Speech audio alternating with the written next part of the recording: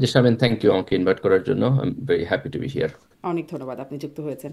আমরা দেখলাম জামাত সহ ৮ দল সমাবেশ করলো, একটা বড় সমাবেশ হলো জুলাই সনদের আইনি ভিত্তি সহ ৫ দফা দাবি আদায়ের জন্য এই সমাবেশ। এবং সেখানে জামাতের আমির স্পষ্ট ঘোষণা করলেন যে আহ, জুলাই সনদের আইনি ভিত্তি ছাড়া 2026-এ কোনো নির্বাচন সম্ভব না।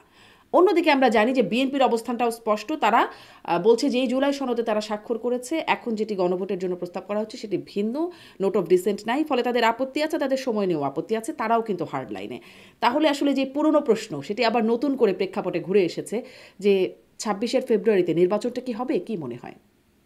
না, এটা এটা আমরা যদি রাজনৈতিক সিচুয়েশন দেখি তাহলে ডেফিনেটলি কোশ্চেনটা ভ্যালিড ইন দ্য সেন্স যে আমরা ঐকমত্য কমিশনে রাজনৈতিক দলগুলোর একটা আলাপ আলোচনা দেখতেছিলাম, তাই না? এবং সেই আলাপ আলোচনার মধ্যে একটা ব্যাক অ্যান্ড ফোর্থ ছিল। তারা একটা জিনিস ডিসএগ্রি করতেছে, আবার আসতেছে, আবার এগ্রি করতেছে। এটা একটা বিউটি, একটা অসাধারণ জিনিস ছিল। তো সেই জায়গাটাতে আমরা ঐকমত্য কমিশনের আলোচনাটা শেষ হলো, জুলাই সনদের একটা ড্রাফটে আমরা গেলাম। সেখানে একটা টেকনিক্যাল কোশ্চেন উঠলো। কোশ্চেনটা হলো যে এখানে অনেকগুলো রাজনৈতিক দলের ডিসএগ্রিমেন্ট আছে অনেক জায়গায়। ধরেন জামাত 2টা জায়গায় ডিসএগ্রি করছে, বিএনপি 5টা জায়গায় ডিসএগ্রি করছে, এনসিপি 3টা জায়গায় ডিসএগ্রি করছে, যেটাকে আমরা ডিসেন্ট বলতেছি। তাহলে সনদের মধ্যে যে ডিসেন্ট গুলো আছে আমরা এগুলো কিভাবে ডিল করব, এটা হচ্ছে একটা ভাইটাল কোশ্চেন, যেখানে এখন আমরা দেখতেছি পলিটিক্যাল পার্টিগুলো ডাইভার্জ করতেছে একজন আরেকজনের জায়গা থেকে। সেকেন্ড আরেকটা জায়গা এখানে টেকনিক্যালি উঠে আসছে, সেটা হলো যে এই জুলাই সনদটাকে আমরা কিভাবে বাস্তবায়ন করব, যে এইটার লিগাল ফ্রেমওয়ার্কটা কি হবে, তাই না? কোন জায়গায় বাধ্যবাধকতা তৈরি হবে। এখন আমরা যেই জায়গায় যাইতে চাচ্ছি সেটা হলো যে গণভোটের মধ্য দিয়ে আমরা এর লিগাল ফ্রেমওয়ার্কটাকে সমাধান করব। যে আমরা মানুষের কাছে দিলাম, সংখ্যাগরিষ্ঠ জনগণ এটাকে যেভাবে দেখবে, তারা যদি ইয়েস বলে তাহলে এটা ইয়েস, তারা যদি নো বলে তাহলে এটা নো। গণভোটে কিন্তু বিএনপিও এগ্রি করছে। বিএনপি ধরেন যে জুলাই সনদের ব্যাপারে মিক্সড কথাবার্তা বলে, কিন্তু তারা কিন্তু গণভোটের সাথে ডিসএগ্রি করে নাই। গণভোটটা কখন হবে এটা নিয়ে আলাপ আলোচনা আছে। আর একটা আলাপ আলোচনা হলো যে সরকারের দিক থেকে এক্সিকিউটিভ অর্ডারটা কিভাবে হবে। তো এখন আমি এই জায়গা থেকে যদি দেখি যে তারা কিন্তু বিএনপি, এটাও বলছে নোট অফ ডিসেন্ট সহ গণভোট হতে হবে, তারা হ্যাঁ, যেটা তো এই স্বাক্ষর জায়গা করেছে থেকে সেভাবেই। হ্যাঁ। এক্স্যাক্টলি তারা বলতে চাইতেছে যে তারা যেখানে ডিসএগ্রি করতেছে এটা যেন গণভোটের মধ্যে দিয়ে না আসে। বিএনপির জায়গাটা হচ্ছে এইটা। এখন এটার সমাধানটা কি হবে, বা এই যে জামাত এখন তার যেই দফাগুলো দিতেছে আলাদাভাবে, এটা কি রাজনীতিতে একটা কনফ্লিক্টিং জায়গায় চলে যাইতেছে কিনা? আমি এটাকে যেভাবে রিড করতেছি আমার কাছে মনে হচ্ছে যে ওই অন্তর্বর্তী সরকারের উপরে আপনার রাজনৈতিক দলগুলো একটা প্রেসার তৈরি করতে চাইতেছে। বিএনপির দিক থেকে বিএনপির দাবিনামা দিয়ে বিএনপি প্রেসার তৈরি করতে চাইতেছে। জামাত এবং সমমনা দলগুলো তাদের দিক থেকে একটা প্রেসার তৈরি করতে চাচ্ছে। এই যে প্রেসার তৈরি করার প্রক্রিয়াটাই আমরা এই দাবিনামার মধ্য দিয়ে দেখতে চাচ্ছি। এখন প্রেসার তৈরি করা তো একটা পলিটিক্যাল কাস্টমারি আর্ট, এটা সবসময় পলিটিক্যাল পার্টিগুলো করে। তো এটা যদি ধরেন যে প্রেসারের জায়গায় গিয়ে শেষ হয়ে যায় এবং আমরা প্রেসারের মধ্যে দিয়ে 2টা পার্টি এক জায়গায় আসলো, একটা আলাপ আলোচনার মধ্যে দিয়ে গেল, তাহলে সেটা আমাদের জন্য খুবই ভালো জায়গা হিসেবে দাঁড়াবে। আর যদি এটা এরকম হয় যে না, ফাইনালি এই পুরো জিনিসটা ব্রেক ডাউন করলো, বিএনপি জামাত এতখানি ডাইভার্জ করলো যে প্রত্যেকেই রাজপথে চলে গেল এবং একজন আরেকজনের সাথে আন্দোলনের কনফ্লিক্টিং সিচুয়েশনে গেল, তাহলে তো এটা জাতির জন্য অত্যন্ত আনফরচুনেট জায়গায় গিয়ে দাঁড়াবে। আমরা আশা করি যে সেই জায়গায় হবে না। না হইতে হইলে কি হইতে হবে, 2টা পলিটিক্যাল পার্টিরই একটু নমনীয় থাকতে হবে, যে আমি যেমন একভাবে আমার পলিটিক্যাল দাবিটা তুলবো, সেটার পক্ষে দাঁড়াই একটা প্রেশারও দিব, আবার যেন আমি আলাপ আলোচনায়ও যাই, এবং সেখানে যেন আমার কাছে কিছু জিনিস থাকে যেখানে আমি নেগোশিয়েবল, যে না এটা আমি ফ্লেক্সিবল, আমি এটা মেনে নেই। আমার আন্ডারস্ট্যান্ডিং এ কিছু কিছু জিনিস আছে নন নেগোশিয়েবল। যেমন ধরেন আমি জুলাই সনদকে নন নেগোশিয়েবল বলে মনে করি। আমাদের পরিবর্তন একটা লাগবেই। যদি আমরা মনে করি যে আমরা 72 কনস্টিটিউশন যেভাবে ছিল, যেভাবে শেখ হাসিনা দেশ চালাইছে সেভাবেই চলবে, শুধুমাত্র হাসিনার পরিবর্তন অন্য কেউ ক্ষমতায় আসবে, আর কোনো পরিবর্তন দরকার নাই, তাইলে এইটা এই গণ অভ্যুত্থানের এবং বিপ্লবের স্পিরিটের সাথে যায় না। এখনকার এখনকার তরুণ প্রজন্মের যে পরিবর্তনের আকাঙ্ক্ষা তার সাথে যায় না। এই কারণে আমি মনে করি যে পরিবর্তনটা নন নেগোশিয়েবল। পরিবর্তনটার জন্য আমাদের গণভোটে যাইতে হবে, কারণ গণভোটে না হইলে তো আপনার এটার কোনো লিগালিটি থাকে না, তাই না? আমরা কিভাবে এটা, ধরেন যে ঐক্যমত কমিশনে কিছু লোক বসে আলাপ আলোচনা করলো, এটা তো গণতান্ত্রিক প্রক্রিয়া না, তারা তো ভোটে আসে নাই। তাহলে আমার তো কোথাও না কোথাও পাবলিক অ্যাপ্রুভাল লাগবে। তাহলে গণভোটটা হচ্ছে আমার পাবলিক অ্যাপ্রুভাল। আমি গণভোটটা ছাড়া পরের নির্বাচনে যাইতে পারবো না, আমার গণভোট লাগবেই। আমি এটাকে নন নেগোশিয়েবল বলে মনে করি। গণভোট কখন হবে, এটা নিয়ে আপনি নেগোসিয়েশন করতে পারেন আগে পরে। আমি বিএনপি আচ্ছা, মনে করতেছে গণভোট নির্বাচনের নন সামনে হইতে পারে। নেগোশিয়েবল আর জুলাই সনদ সেটি নন নেগোশিয়েবল, কিন্তু জুলাই আমার সনদে কি আন্ডারস্ট্যান্ডিং নোট অফ ডিসেন্ট সহ নাকি নোট অফ ডিসেন্ট ছাড়া, মানে কোনটা? বিএনপি আমি বলছে মনে নোট অফ করি, ডিসেন্ট সহ, জামাত বলছে নোট অফ ডিসেন্ট ছাড়া, যে 48টা দফা আছে সেটি ভিতরে গণভোটে তারা যেতে চায়। Very good point. দেখেন, এখানে তো অনেক পলিটিক্যাল পার্টি ছিল, নানান জনের নানান নোট অফ ডিসেন্ট আছে। আমি তিনটা পলিটিক্যাল পার্টিকে প্রমিনেন্ট হিসেবে আইডেন্টিফাই করব। একটা হচ্ছে বিএনপি। কারণ কি? তার কারণ হলো বিএনপি বড় দল, তার আগে ক্ষমতায় ছিল, ভোটে তারা গেছে, অনেক লোক তাদেরকে ভোট দিচ্ছে। সেকেন্ড জামাত, কারণ হচ্ছে আওয়ামী লীগ এবং জাতীয় পার্টিকে আপনি ড্রপ আউট করলে টপ 4 পার্টির মধ্যে জামাত ছিল, সো সে এখন second promising political party. Third আমি বলবো এনসিপি, যেহেতু তারা গণ অভ্যুত্থানের মধ্যে দিয়ে আসছে।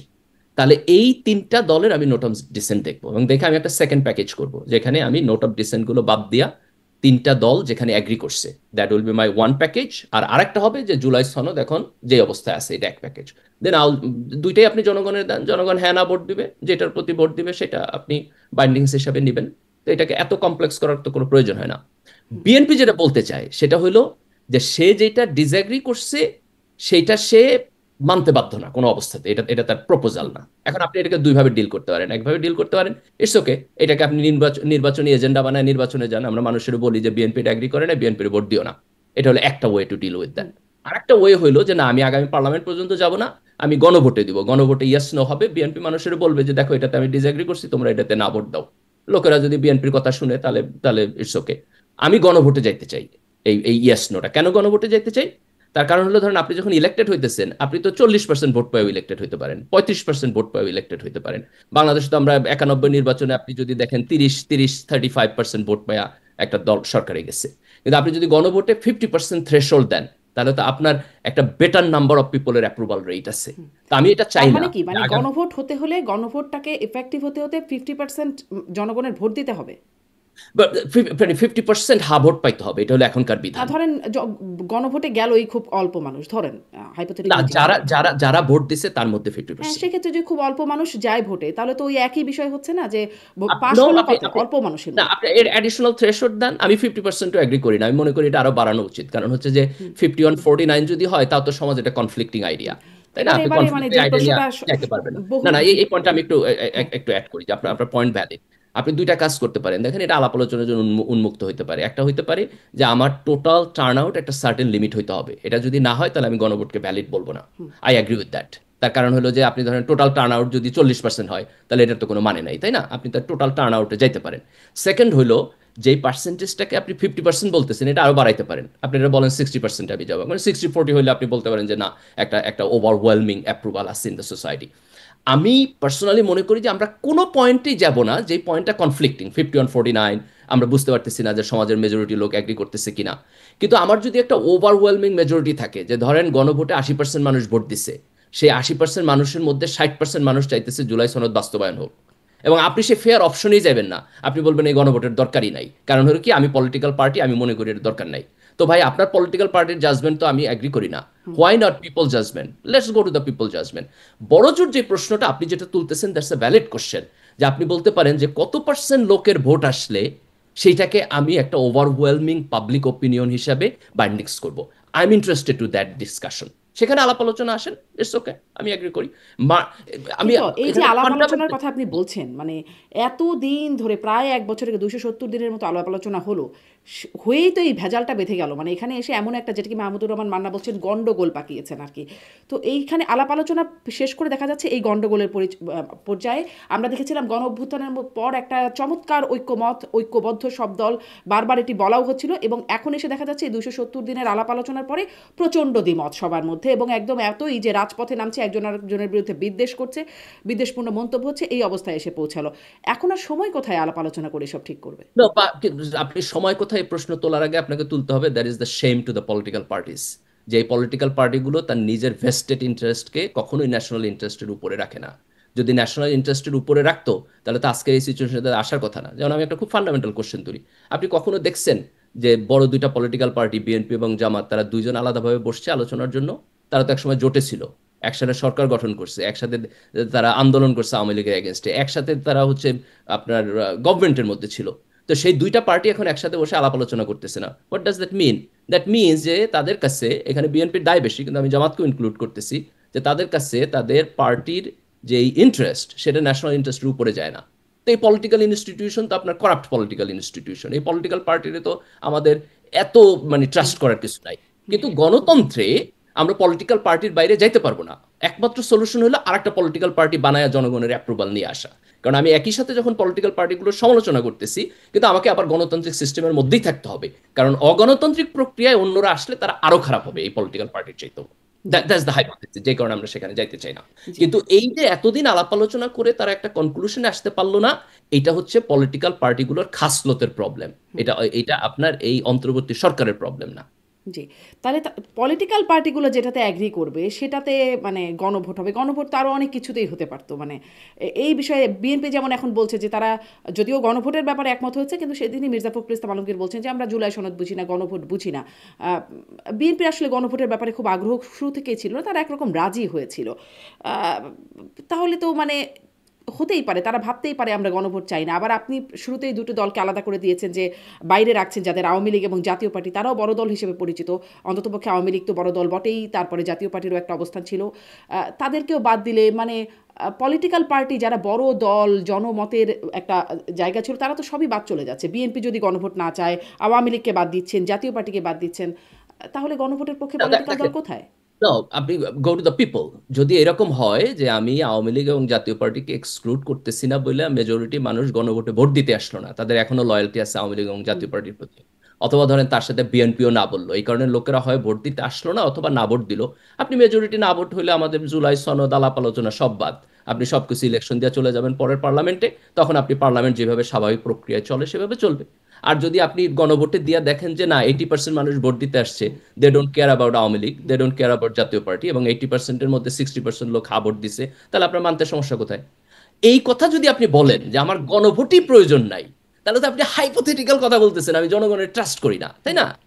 আপনি গণভোটে যান। করেন কি এখন আসলে, মানে যে- এই আমরা আমরা আপনার নিশ্চয়ই মনে আছেন ডক্টর ইউনূস চ্যাথাম হাউসে যে যখন কথা বলছিলেন, সঞ্চালকের প্রশ্নে তিনি বলছিলেন আমাদের জনগণ পিআর বোঝেন না, উচ্চকক্ষ নিম্নকক্ষ এগুলো বোঝেন না, তারা ভোট দেয় টাকার বিনিময়ে। মানে এই হচ্ছে আমাদের জনগণ সম্পর্কে মানে একটা Exactly. মতামত। আমি তাহলে এই গণভোট কি? পজিশনটা দেখেন ডিসএগ্রি করি 100%। এইটা আমরা আলোচনা করতে পারি যে ইটস ওকে, যে জনগণের হয়তো পলিটিক্যাল কনসিয়াসনেস একটা সার্টেন লেভেলে নাই, যদি না থাকে তাহলে তো আমাদের কোনো ওয়ে নাই সামনে আগানোর। তাহলে আমার প্রথম আগানো হলো জনগণকে এডুকেট করা, যে তাকে, কারণ আমি তো জনগণকে সাথে না নিয়ে যাইতে পারবো না, তাই না? এটাই গণতান্ত্রিক প্রক্রিয়া, আমার সবাইকে নিয়ে যাইতে হবে। তাহলে এখন আমি যদি মনে করি যে ওকে জনগণ হচ্ছে গণভোট বুঝে না, পিআর বুঝে না, তাহলে আপনারা বুঝান, পলিটিক্যাল পার্টিগুলো ক্যাম্পেইন করার টাইম দেন, তারা জনগণকে যা বুঝাবে ক্যাম্পেইন করবে, কিন্তু এট দ্য কবে এন্ড অফ দ্য বুঝাবে? ডে তো মানে সময়েরও তো একটা ব্যাপার আছে। 26 ফেব্রুয়ারিতে নির্বাচন, জামাত বলছে নভেম্বরেই গণভোট, এবং এটাতে তারা হার্ড লাইনে আছে। কবে বুঝাবে না, এই? আমি টাইমটাকে ধরেন কখন গণভোট হবে সেটাকে আমি নন নেগোশিয়েবল বলে মনে করি না। আমি মনে করি এটা রিথিং করার সুযোগ আছে এখন। Yes, your right. একটা প্রবলেমে আমরা চলে আসছি, সে প্রবলেমটা হলো যে আমাদের টাইম লাইনটা অল্প, তাই না? এখন দেখেন, এখন হচ্ছে নভেম্বর, আমরা যদি ধরেন ফেব্রুয়ারিতে নির্বাচনে যাইতে চাই, তাহলে আমাদের মাঝখানে টাইম আছে জাস্ট 2 মাস 2.5 মাস। তাহলে আমরা যদি গণভোটে আম, এখন করতে চাই আগে, অথবা আমি গণভোট আগে হইতে হবে, এটা আমি নন নেগোশিয়েবল মনে করি। ইভেন নির্বাচনের সাথেও গণভোট হইতে পারে, তাহলে দ্যাট জামাত ডাজন্ট কেন আসলে এটাকে নন নেগোশিয়েবল মনে করছে না, মানে মনে করছে তারা কেন এটাতে ছাড় ম্যাটার। দিতে চায় না, কেন হার্ড লাইনে? আজকে জামাতের আমির বলেছেন, সেক্রেটারি জেনারেল মানে বারবার বলছেন আগেই হতে হবে, নভেম্বরেই আমার হতে কাছে হবে। মনে হচ্ছে জামাতের দুইটা আর্গুমেন্ট এখানে। একটা আর্গুমেন্ট হলো যে তারা, একটা হচ্ছে তারা প্রেসার ক্রিয়েট করতে চাইতেছে যাতে করে হচ্ছে অন্তর্বর্তী সরকার বিএনপির চাপে হচ্ছে আপনার মেল ডাউন না করে, একটা কাউন্টার চাপ দিতে চাইতেছে এটা। আর একটা হলো জামাত ভাবতেছে যে দুইটা ইলেকশন যদি একই দিনে হয়, তাহলে জাতীয় নির্বাচন যদি আপনার সুষ্ঠু না হয়, তাহলে এটা গণভোটকে ইম্প্যাক্ট করবে। আর যদি গণভোট আগে হয়ে যায়, তাহলে গণভোটটা সুষ্ঠু হওয়ার সম্ভাবনা বেশি। এটা তাদের পার্সপেক্টিভ। আমি আমি ব্যক্তিগতভাবে মনে করি আপনি গণভোটের টাইম নিয়ে আলাপ আলোচনা করতে পারেন, এবং যদি ধরেন বিএনপি গণভোট এবং জুলাই সনদের একটা এক্সিকিউটিভ অর্ডারে রাজি হয়, তাহলে আপনি ইলেকশনের ডেটটা তার সাথে কম্প্রোমাইজ করতে পারেন। কিছু না কিছু কম্প্রোমাইজ না করলে তো আপনি বিএনপিকে টেবিলে আনতে পারবেন না, অথবা অ্যাকোমোডেট করতে পারবেন না। আমাদের যদি সবাইকে অ্যাকোমোডেট করে একটু নন আইডিয়াল সিচুয়েশনও হয়, তাহলে সেখানে যাওয়া উচিত। জি, আপনি বলছেন জনগণকে এডুকেট করা, মানে এই তো একটা বিশাল কর্মযজ্ঞ বলে মনে হয়। কারণ মানে 48টা দফা যেগুলো গণভোটে যাবে, সেটা বুঝতে আমাদের, আমরা যারা এগুলো নিয়ে একটু বোঝার চেষ্টা করি, একটু পড়াশোনা করার চেষ্টা করি, তাদেরই আমাদের বেশ কষ্ট হয় কিন্তু এই বিষয়গুলো বুঝতে। যেখানে না, 23, এখানে আপনি এটাকে খুব খুব সিম্পল জায়গায় হ্যাঁ, নিতে পারেন। গণভোটটা ধরেন আমি যদি এখন জুলাই সনদ গণভোট দিই, তাহলে কোশ্চেন হলো জনগণের কাছে আপনি যেটা নিয়ে ক্যাম্পেইন করবেন সেটা হলো যে আপনি কি মনে করেন যে এই যে ডক্টর ইউনূসের নেতৃত্বে অন্তর্বর্তীকালীন সরকার ঐক্যমত্য কমিশন যে আলাপ আলোচনা হয়েছে, do you trust them? If you trust them, তাহলে আপনি জুলাই সনদে ইয়েস দিবেন।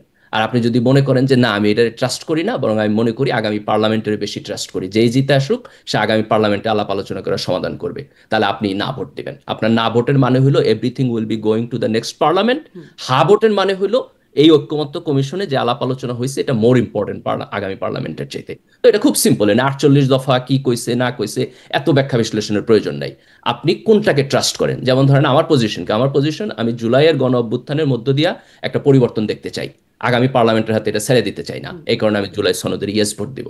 এখন কেউ যদি মনে করে যে না এই যে একটা এক্সপেডাইট প্রসেস চলতেছে, গণ অভ্যুত্থানের কথা আলাপ আলোচনা করতেছে, এই লোকেরা ইলেক্টেড না, তার চাইতে আগামী পার্লামেন্টের এটা ডিল করা বেটার, সে না ভোট দিবে। তা আপনি আপনি যদি একেবারে প্রত্যেকটাই জটিলতায় যাইয়া ডিটেলস বুঝতে না চান, এই দুইটার মধ্যে কারে মোর ট্রাস্ট তাহলে করেন তো এটা খুব তো খুব সুন্দর হতো। সিম্পলিফাইড আপনি যেটা কোশ্চেন। বলছেন সেটা তো খুব সুন্দর ব্যাপার যে সব দল মিলে একটা বিষয় রেডি করেছে, ঐক্যমত কমিশন এতদিন আলোচনা করে, এখন আপনারা কি সেটা চান কিনা। কিন্তু সব দল মিলে একটা বিষয়ে তো যেতে পারে নাই, মানে সেটি যখন পারছে না, পরিস্থিতিটা যখন এখানে এসে পৌঁছাচ্ছে, তখন আসলে কি হবে। বিএনপি তো মানছে না, বিএনপির সাথে আরো অনেকগুলো দল আছে যারা মানছে না, এদিকে জামাত হার্ড লাইনে। আমার প্রশ্নটা এখানেই, এখন সরকার ওই যে কদিন আগে ডক্টর আসিফ নজরুল মাননীয় আইন উপদেষ্টা তিনি বলছিলেন যে এখন সরকার কি করবে বুঝতে পারছে না, মানে কি করবে সরকার এই পরিস্থিতিতে। আমাকে যদি আমি যদি ডিসিশন মেকিং জায়গা থেকে আমি খুব সিম্পল করতাম, আমি হচ্ছে জুলাই সনদের দুইটা পার্ট করে গণভোটে দিতাম, একটা হচ্ছে ডিসেন্ট সারা আর একটা হচ্ছে এখন যে অবস্থানে আছে সেই অবস্থানে। এই দুইটা গণভোট হচ্ছে আপনি দুইভাবে করতে পারেন। বিএনপির সাথে আমি আলোচনায় বসতাম, বিএনপি যদি রাজি হয় ন্যাশনাল ইলেকশনের অল্প কয়েকদিন আগে আপনি গণভোটটা আগে দিয়ে দিলেন, তারপর ন্যাশনাল ইলেকশনে গেলেন, অথবা ন্যাশনাল ইলেকশন এবং গণভোট একসাথে করলেন, কিন্তু আমি দুইটা প্যাকেজ দিলাম। জি, কিন্তু আপনি মানে যেহেতু আপনি শিবির করে এসেছেন, আপনার জামাত সমর্থন করেন বা জামাতপন্থী বুদ্ধিজীবী হিসেবেই আপনি পরিচিত, আপনি কি আপনার মানে যেই দলটিকে সমর্থন করে তাদেরকে ইনফ্লুয়েন্স করার দিতে চেষ্টা করেছেন যে কেন একদিনে নির্বাচনে নাই, কেন তারা হার্ড লাইনে আছেন, মানে এটিকে কোথাও কোনো কথাবার্তা বলবার চেষ্টা করেছেন। ইলেকশন কমিশন সূত্রও বলছে 3,000 কোটি টাকা লাগবে, মানে বেশি লাগবে যদি গণভোট আলাদা করার ব্যাপার আসে। মানে কেন এই অবস্থানে অনড় জামাত।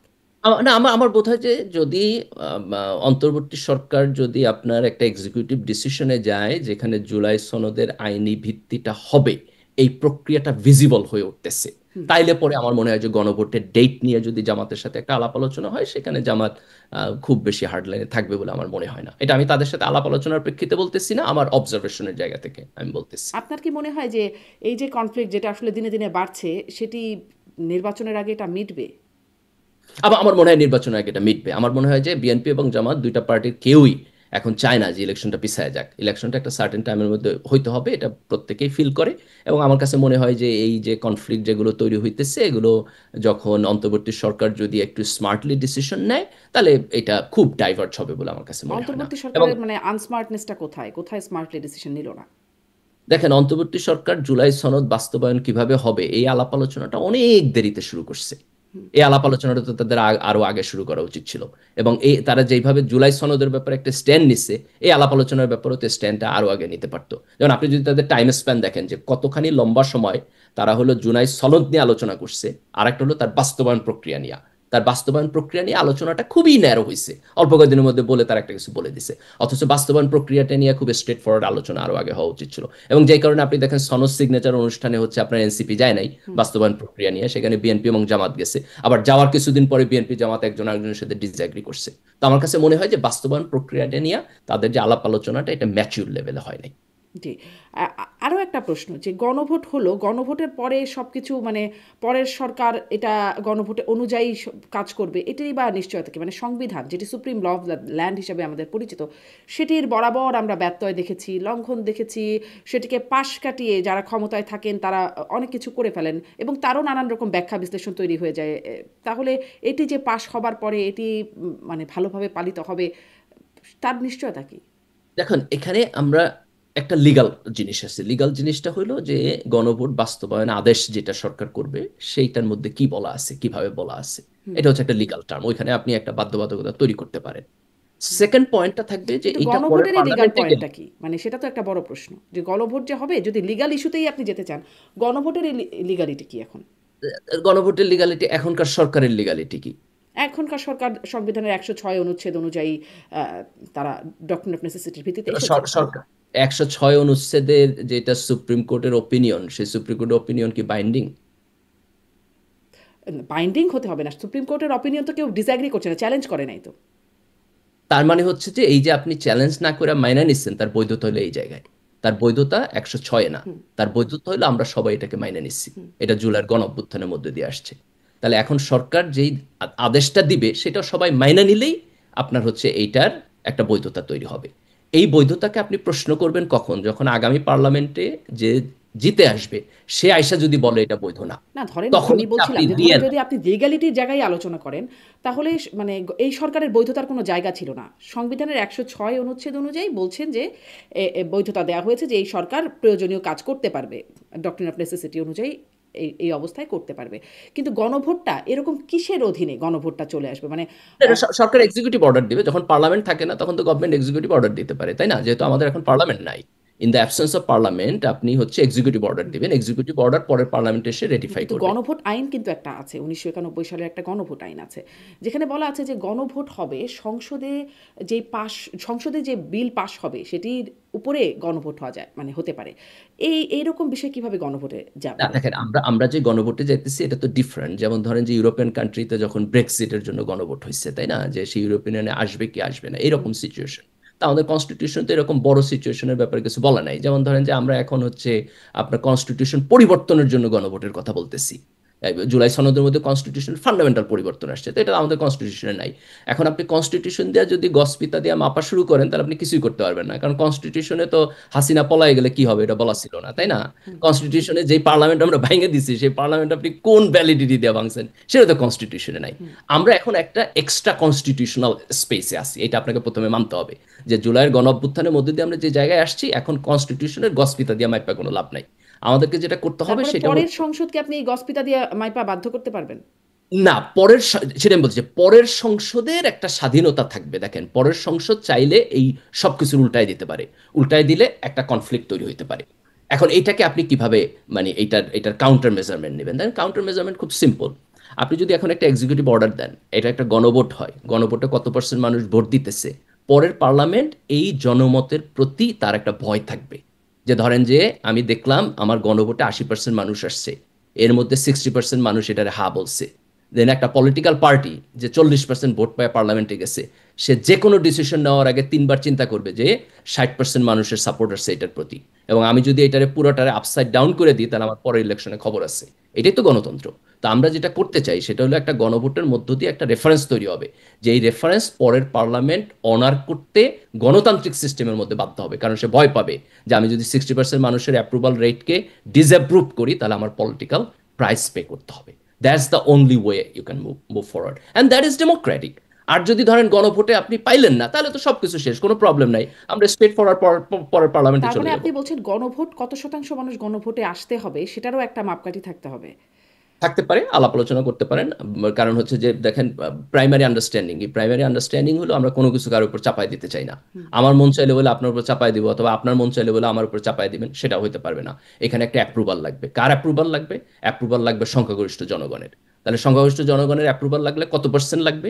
আমরা মিনিমাম ডিসিশন নেওয়ার জন্য সাধারণত 50%-এ যাই। যেমন আপনি পার্লামেন্টের সরকার গঠন করবে 50% সংখ্যাগরিষ্ঠতা নিয়ে। কিন্তু যখনই আমরা মোর ওয়েটফুল জিনিসে যাই, যেমন সংবিধান সংশোধন, সেখানে আমরা বলি 2/3। কেন 2/3 বলি? কারণ মেয়ার 50%-এর মধ্য দিয়া সংবিধান সংশোধনের মতো একটা বড় কাজ আমরা করতে চাই না। তাহলে জুলাই সনদ তো একটা রেভলিউশনারি পরিবর্তন, আমরা 72 কনস্টিটিউশনের ফান্ডামেন্টালস পরিবর্তন করতে চাইতেছি অনেক জায়গায়, তাই না? সংসদের উচ্চকক্ষ করতে চাইতেছি।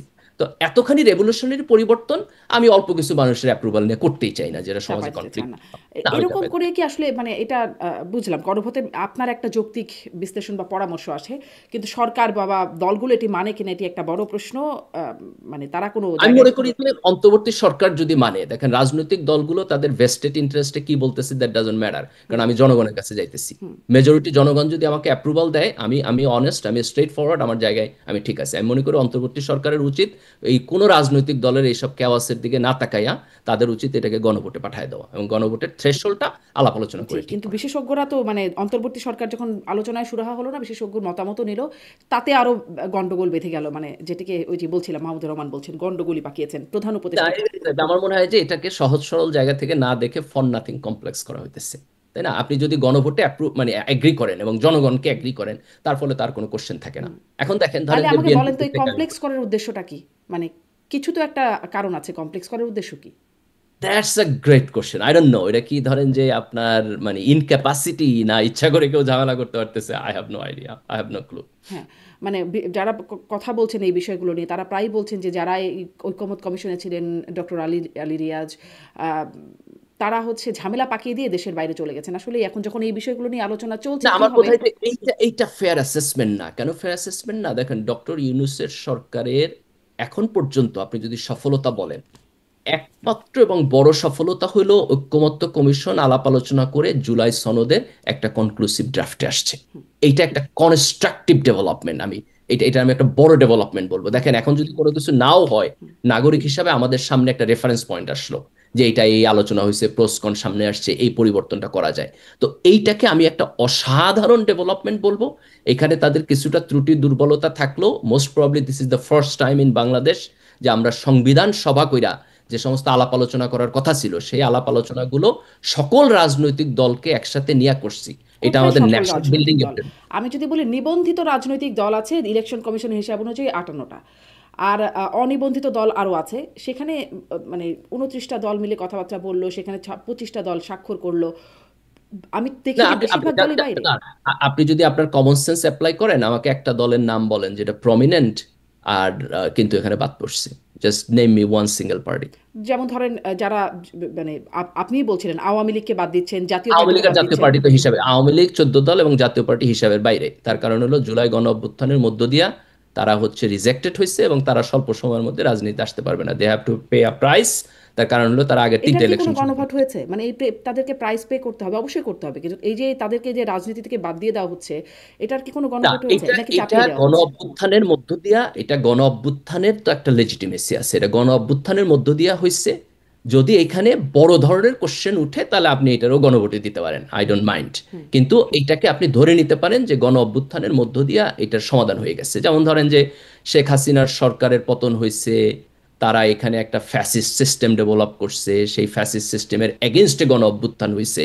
তো তাদের ব্যাপারে গণ অভ্যুত্থানের শক্তি একটা ডিসিশন নিতেই পারে। এটাকে যদি আপনি রাজনৈতিক জায়গা থেকে আবার চ্যালেঞ্জ করে গণভোটের প্রশ্ন তুলতে পারেন, তার একাডেমিক মেরিট আছে, প্র্যাকটিক্যাল প্র্যাগমেটিক মেরিট নাই।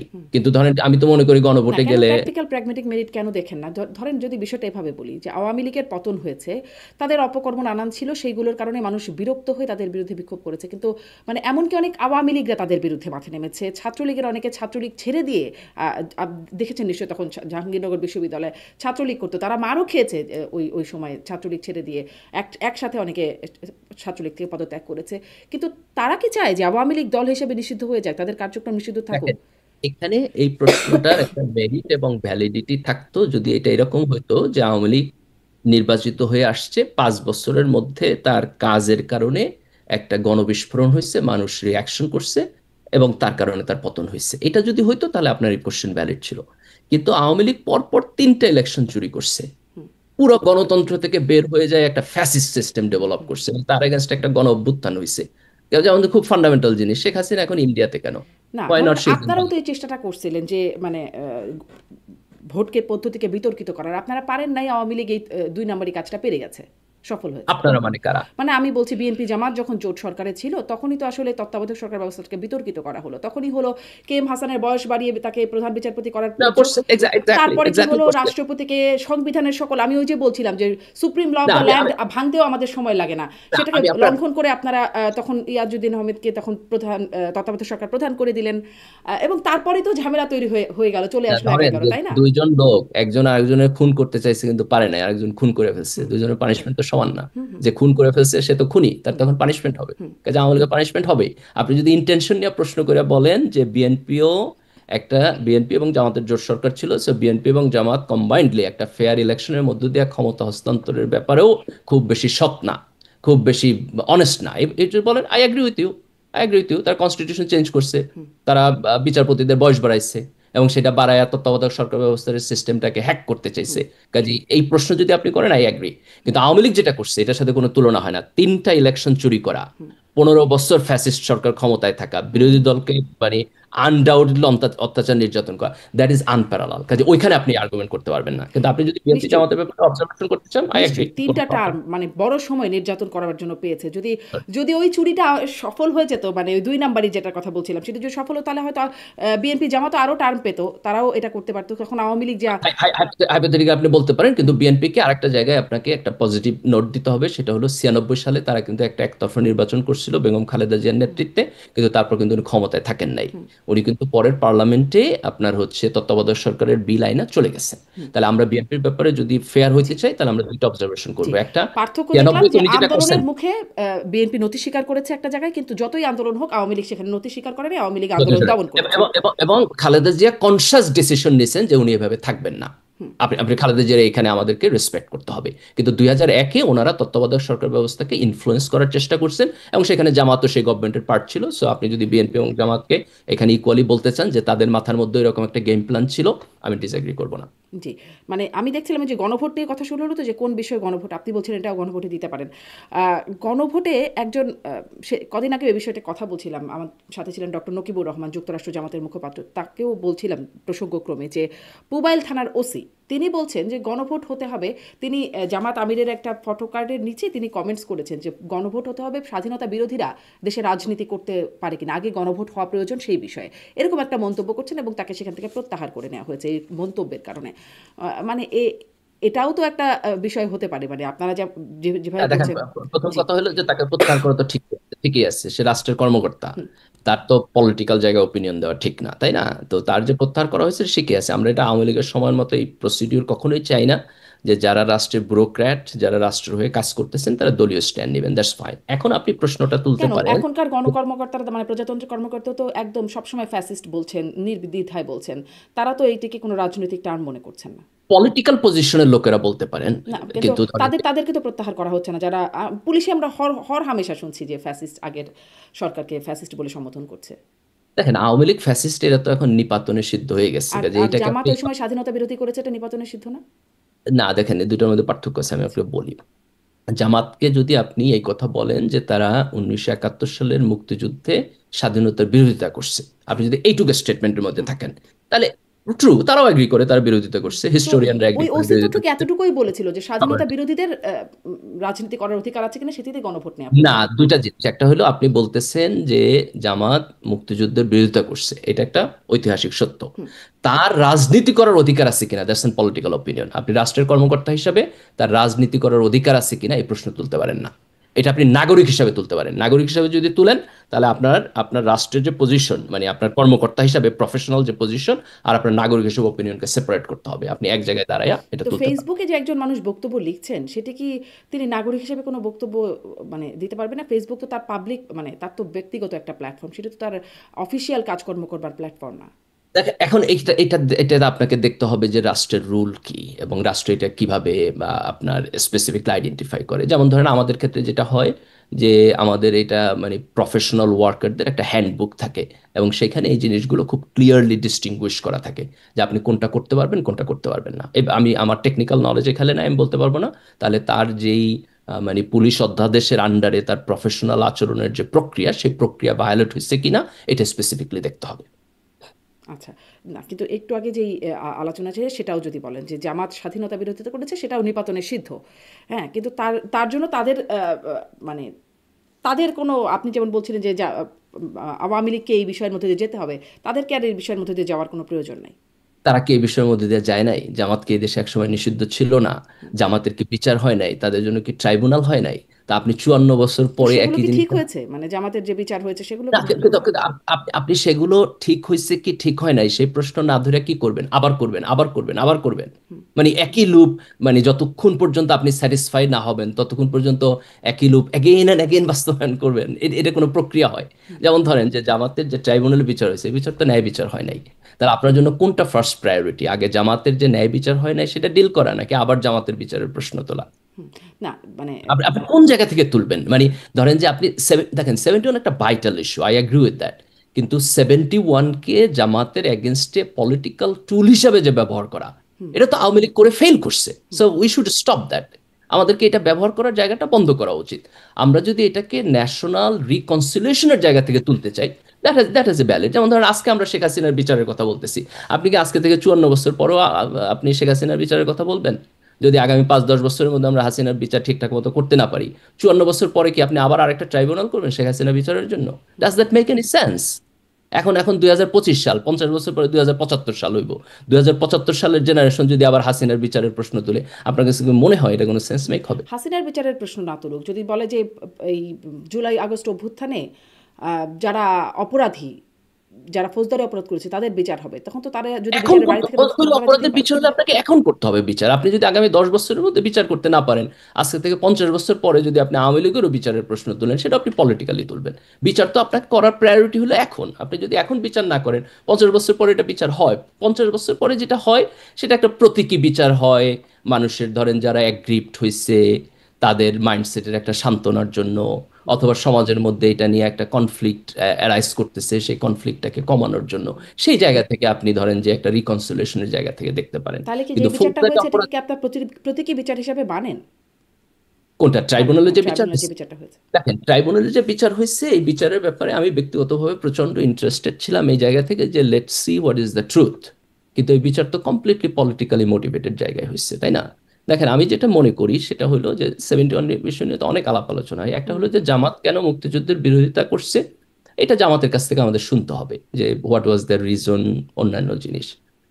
একটা ঐতিহাসিক কনফ্লিক্টিং শুধু জায়গায় তাদের বিরোধিতাই তো নানান না, পাকিস্তান যখন গণহত্যা চালাচ্ছিল হ্যাঁ, আমি তখনও আমি তাদের আসতেছি, সমর্থন সহযোগিতায় ছিল। না, আমি ওয়ান বাই ওয়ান আসি যে দেখেন জামাত কেন মুক্তিযুদ্ধের বিরোধিতা করছে, এটা তাদের কাছ থেকে তাদের এই ফিলসফিটা আমাদেরকে জানতে হবে এবং তার দিকটা, তার স্টোরিটা শুনতে হবে। সেকেন্ড হলো যে মুক্তিযুদ্ধের সময় একটা গণহত্যা হয়েছে, দ্যাটস দ্য মোস্ট ইম্পর্টেন্ট জিনিস। একটা বড় মাপের গণহত্যা হয়েছে। এই গণহত্যার এক্সিকিউটিভ দায় দায়িত্ব তখনকার পাকিস্তান মিলিটারির ছিল। জামাত মিলিটারির সাথে ছিল, তারা মুক্তিযুদ্ধের যেহেতু বিরোধিতা করছে, পাকিস্তান তারা ভাঙতে চায় নাই। তো এইখানে জামাতের কতখানি ফৌজদারি অপরাধের সাথে সংশ্লিষ্টতা ছিল, এটা একটা লিগাল কোশ্চেন। এটা আপনি কেবলমাত্র একটা ফেয়ার কোর্টের মধ্যে প্রুফ করতে পারেন। তো এখন দেখেন দুইটা জিনিস হয়েছে। একটা হচ্ছে যে তাদের এই বিচারটা কখনো হয় নাই, শেখ মুজিবুর রহমানের বিচারটা করেন নাই, তারপরে জিয়াউর রহমান এসে বিচারটা করেন নাই। আপনি বিচারটা করলেন কত বছর পরে? 50 বছর পরে বিচারটা করলেন, এবং সেই বিচারটাকে ফেয়ার করলেন না, করলেন না, আপনি করলেন পলিটিক্যালি মোটিভেটেড। এখন আপনি বলেন এই হুইলটা আপনি কিভাবে আবার পিছনের দিকে নেবেন? হাউ? আমাকে একটা প্র্যাগমেটিক ওয়ে দেন। আপনি যদি এই কথা বলেন আমি তার আবার বিচার করব, তাহলে এটা এটা কি একটা না, ফান? না, এটা এটা আবার কি হয়? আমাকে বিচার বলেন। তো আর যে নিশ্চয়ই আপনি বলেন বারবার। যে হাসিনা বিচার ঠিক মতো হয় নাই, আমি আবার একটা ট্রাইব্যুনালগুলোর বিচার করবো, তার মানে কি আপনি আপনি কতবার তাকে ট্রায়ালের মধ্যে নেবেন? How is it possible? না, তাকে এরপর না, তো ব্যক্তিকে জেনারেশনে বলছি থাকবে না, না। ধরেন ব্যক্তিকে না, এনারা যদি যুদ্ধাপরাধী না হয়ে থাকেন তাহলে যুদ্ধাপরাধী কারা? মানে দেখেন, কমান্ড তো তখন পাকিস্তান আর্মির ছিল। আপনি তো জামাতের মেইন স্ট্রিম জায়গায় আইনা এই কোশ্চেনটা করতেই পারেন না। তার কারণ হলো উনি তো কমান্ড স্ট্রাকচারে ছিল না, কমান্ড স্ট্রাকচার পাকিস্তান সহযোগী, আর্মির। সহযোগী। কোশ্চেনটা হলো যে কোশ্চেনটা হলো পাকিস্তান আর্মির কমান্ড স্ট্রাকচারের সাথে ওনাদের অ্যাফিলিয়েশন কতখানি ছিল, কোন ডিসিশন ওনারা ইনফ্লুয়েন্স করছেন, কোনটা ওনারা নিজেরা নিছেন, অথবা কোন জায়গায় ওনার ওনার পারফেক্ট ইনভলভমেন্ট ছিল, যে ইনভলভমেন্টটা ক্রিমিনাল লায়াবিলিটি তৈরি করে। তো সেই প্রশ্ন যদি আপনি তুলতে চান তাহলে তো এটা লিগাল, কিন্তু আমরা তো এটা তুলি নাই, তাই না? মানে দেখেন, বাংলাদেশ স্বাধীন হওয়ার পর শেখ মুজিবুর রহমান এটা করেন নাই, জিয়াউর রহমান ক্ষমতায় সেটা করেন নাই, আওয়ামী লীগ অনেক পরে এসে করছে, সেটা আনফেয়ার ওয়েতে করছে। এখন আমি আমি জানি না, দেখেন, আমি very fair and open to that question, কিন্তু আপনাকে তো একটা জাস্টিসের মধ্যে আসতে হবে, তাই না? এবং সেই জাস্টিসে এখন যে কোনো কোশ্চেন তোলার আগে তো আপনাকে তুলতে হবে যে আওয়ামী লীগ এই ট্রাইব্যুনালে যদি অন্যায় করে তাহলে আমি সেই অন্যায়ের কম্পেনসেশন কিভাবে দিব, সেই প্রশ্ন তো আপনার তুলতে হবে, তাই না? আপনি তো কোনো ইনজাস্টিসের পক্ষে আচ্ছা, দাঁড়াইতে পারেন না। এটা তো না, দেখেন, আপনি 50 দুইটা বছর। ইনজাস্টিস, হ্যাঁ, দেখেন দুইটা ইনজাস্টিস আমাদেরকে একই সাথে আইডেন্টিফাই করতে হবে। 71 সালে আমাদের এখানে একটা গণহত্যা হয়েছে, আপনি কোনোভাবে গণহত্যার পক্ষে দাঁড়াইতে পারেন না। এই গণহত্যার সাথে যদি কোনো অ্যাফিলিয়েশন থাকে তার তার বিচারের জায়গায় আসতে হবে। যেই মানুষগুলো মানে অ্যাটলিস্ট মোরালি, যেই মানুষগুলো এই সময় আপনার হচ্ছে অন্যায় অত্যাচারের মধ্যে পড়ছে, যাদের বাপ মা ভাই বোন মারা গেছে, যারা এখান থেকে ধরেন যে আপনার ইন্ডিয়া যাইতে হয়েছে শরণার্থী হয়ে, তাদের একটা নাইট মেয়ার গেছে তাদের জীবনে, তাদের এই অভিজ্ঞতা এবং চিন্তার প্রতি আপনি ইনসেনসিটিভ থাকতে পারেন না। এটা হচ্ছে একটা দিকের জাস্টিস। আবার আরেকটা দিক হলো, আপনি 71-কে সামনে রেখা জামাতকে কন্টিনিউয়াসলি জেনারেশন আফটার জেনারেশন আপনি ভিকটিম করে যাবেন, তার ন্যায় বিচারের প্রশ্ন দেখবেন না, তারে দেখলে আপনি ধৈর্য ঝুলাই দিতে চাইবেন। তো আপনার আর পাকিস্তান আর্মির মধ্যে পার্থক্য কোথায়? Just you're the both side of the same coin. তাই না? এটা এটা তো হইতে পারে না। জি। কাজে আমাদের এখানে ন্যায় বিচারকে অ্যাড্রেস ন্যায় করতে বিচারের হবে। বিষয়ে আপনিও বলছিলেন যে যে তাদের স্টেটমেন্টটা জামাতকে ক্লিয়ার করা উচিত যে তারা কেন মুক্তিযুদ্ধের বিপরীতে ছিল, এই জায়গাটা তাদের ক্লিয়ার করা উচিত। তারা খেটে আমি আমি করছে। আমি মনে না, তারা করতেছে না। আমি তারা মনে করি এটা এটা আরো স্ট্রেট ফরওয়ার্ডলি ক্লিয়ার করা উচিত, এবং এখানে জামাতের একটা কেন ঐতিহাসিক করছে না এটা কি দায়বদ্ধতা। বোঝেন আসলে কেন করছে না? কারণ আমাদের মনে আছে যখন যুদ্ধাপরাধের বিচার চলছিল তখন ব্যারিস্টার রাজ্জাক জামাতের প্রভাবশালী, তিনি তিনি এটার জন্য তিনি জামাত থেকে বহিষ্কৃতও হয়েছেন, পদত্যাগ করে চলে গিয়েছিলেন ওই সময়। তিনি তার দাবিও ছিল যে জামাত ক্ষমা চাক। মানে কেন চায় না? মানে এখনো যখন জামাতে আমির বলেন 47 থেকে 2025-এর এই সময় পর্যন্ত যদি কারো মনে কষ্ট দিয়ে থাকি তাহলে তার জন্য আমরা নিঃশর্ত ক্ষমা চাই। কেন চায় না এটা কি বুঝতে পারেন? আমার একটা সোশিওলজি পার্সপেক্টিভ থেকে হুম। ব্যাখ্যা আছে। ব্যাখ্যাটা হলো যে জামাতকে অলওয়েজ 71 নিয়ে সিস্টেম্যাটিকলি ভিক্টিমাইজ করা হয়। তো এই ভিকটিম হইতে হইতে জামাতের মধ্যে 71-এর ব্যাপারে একটা ডিফারেন্ট মাইন্ডসেট গ্রো করছে, যে তারা 71 নিয়ে কথা বলতে আসলেই মনে করে যে এটা মূলত তাদেরকে মার্জিনালাইজ করার জন্য কথা বলা। এই কারণে 71-কে ওপেন হার্টে অ্যাড্রেস করার মতো একটা সাইকোলজি তাদের মধ্যে ওইটা বড় হয়ে ওঠে, এটা মাইনরিটির মধ্যে হয়। তো এখানে আমি মনে করি যে আমাদের একটা বড় দায়িত্ব আছে। সেই দায়িত্বটা হলো যে 71 নিয়ে আমরা যে প্রশ্নটা জামাতকে করব, সেই প্রশ্নটা জামাতকে মার্জিনালাইজ করার জন্য করা উচিত না, পলিটিক্যালি তাকে ভিকটিম বানানোর জন্য করা উচিত না। আমাদের করা উচিত এই রিকনসিলেশনের জায়গা থেকে, যে জামাত যদি একটা প্রমিনেন্ট পলিটিক্যাল পার্টি হয়ে ওঠে আমাদের দেশে, এবং 71-এর সাথে তার যদি এই রিকনসিলেশনটা না হয়, তাহলে এটা আমাদের ন্যাশনাল ইউনিটির জন্য একটা থ্রেট, এবং এইটা আমাদের সমাজের মধ্যে একটা টেনশন এবং কনফ্লিক্ট তৈরি করবে। এই জায়গা থেকে ওপেন হার্ট হয়ে আমরা যদি জামাতকে একটা গণতান্ত্রিক স্পেস দেই, এবং সেই গণতান্ত্রিক স্পেসের মধ্যে আলাপ আলোচনাটা আগায়, তাহলে আমার কাছে মনে হয় যে এটা জামাত একসময়। এখনকার চেয়ে বেশি গণতান্ত্রিক স্পেস জামাতের জন্য কখন আর হবে? না, কিভাবে ইউ হ্যাভ টু হবে? Give time. এটা কয়দিন হয়েছে আপনার? আপনি তো হাসিনা, শেখ হাসিনার গভর্নমেন্টের পড়ার পরে আপনার কত 1.5 বছর মতো হয়েছে, তাই না? তো আপনি 54 বছরে একটা ভিক্টিমহুড 1.5 বছরে আপনার কাউন্টার হয়ে যাবে, কোনো সোশ্যোলজিস্টই তো এইভাবে বলে না, তাই না? এইভাবে চেঞ্জ হয় না। So you need to give time. না, এই এটি তো টাইমটা আসলে ব্যক্তি না, এটি কতখানি একটা সময় দল। হইলে। এটি তো ব্যক্তি না না যে না না, আমার ট্রমা কাজ শোনেন, করছে।